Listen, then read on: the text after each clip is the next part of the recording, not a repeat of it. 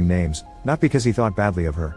Meanwhile, the men that had been camping at the market go back to Min and tell him they want to quit because they're scared. But he doesn't have time for them. He's worried because he's received a call from the company owner, who isn't happy with the lack of progress.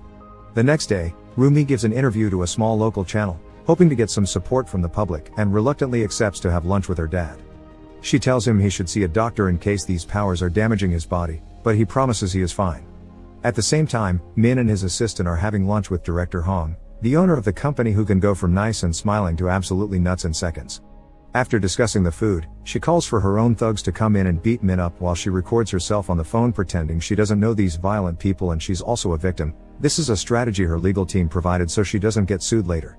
When they start discussing business, Hong reveals she already knows about Sok-Han because she saw the video, and Min swears they could easily evict all the shop owners if it wasn't for him. Hong tells him this is something very simple that she'll take care of.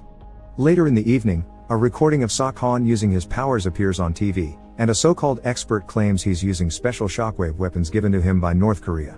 48 hours later, 2 cops show up by the barricade to arrest Sok-Han, since his bank employers accuse him of theft.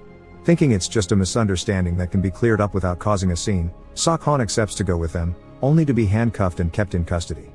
Rumi calls Jung-hyun to ask for his help, and he promises he will be there soon before picking up another call with even worse news. It's the prosecutor, informing him that one of Tae-san's employees has turned himself in for killing Rumi's mother.